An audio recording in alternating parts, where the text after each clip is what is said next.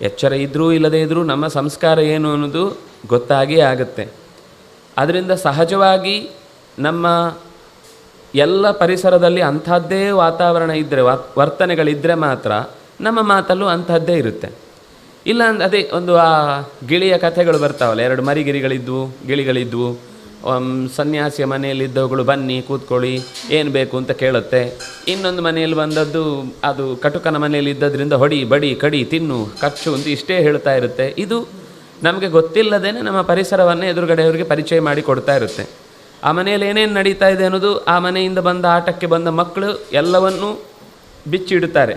ಅದರಿಂದಾಗಿ ನಾವು ಎಷ್ಟೇ ಮುಚ್ಚಿಟ್ಟರು ಭಾರಿ ಸುಬಗರಂತೆ ವರ್ತಿಸ್ತಾ ಇದ್ದರು ಅದು ಹಾಗೇ ಹೇಳ್ತಾ ಇರುತ್ತೆ. ಅಂದರೆ ನಮಗೆ ನಾವು ಏನೇ ಮಾಡ್ತಾಯಿದ್ದು ಮಕ್ಕಳಿಗೆ ಅರ್ಥ ಆಗಲ್ಲ ಅಂತ ನಾವು ಅಂದ್ಕೊಳ್ತಾ ಇರ್ತೀವಿ.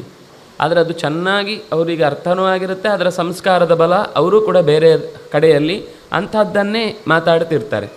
ಇವಳ ಪರಿಸರದಲ್ಲಿ ಇದ್ದವರೆಲ್ಲರೂ ರಾಕ್ಷಸರೇ ಆದ್ದರಿಂದಾಗಿ ಅತ್ಯಂತ ಕಠೋರವಾದ ಮಾತು. ಆದರೆ ಅವಳ ಮನಸ್ಸಿನಲ್ಲಿ ಏನು ಅಂದರೆ, ನಾನು ಬಹಳ ಚೆನ್ನಾಗಿ ಪ್ರೀತಿಯನ್ನು ವ್ಯಕ್ತಪಡಿಸ್ತಾ ಇದ್ದೇನೆ, ಅವನಿಗೆ ಅನುಕೂಲ ಮಾಡಿಕೊಡ್ತಾ ಇದ್ದೇನೆ, ನಿನಗೆ ತಿರುಗಾಡಲಿಕ್ಕೆ ಊರು ಬೆಟ್ಟ ಕಾಡು ಮೇಡು ತೋಡುಗಳನ್ನೆಲ್ಲ ಕೊನೆಗೆ ಬೀಳು ತೋಡೆ ತೋರಿಸ್ತೇನೆ, ಸುತ್ತಿಸ್ತೇನೆ, ಆಡಿಸ್ತೇನೆ, ಕುಣಿಸ್ತೇನೆ ಅಂತೆಲ್ಲ ಹೇಳ್ತಾ ರಾಮನ ಎದುರುಗಡೆ ಬಂದು ನಿಂತು ನನ್ನನ್ನು ಮದುವೆ ಆಗು ಅಂತ ಕೇಳುತ್ತಾಳೆ. ಆಗು ಅಂತಲ್ಲ, ನೀನು ನನ್ನ ಗಂಡ, ನಾನು ನಿನ್ನ ಹೆಂಡತಿ ಅನ್ನುವ ರೀತಿಯಲ್ಲಿ ಮಾತಾಡ್ತಾಳೆ.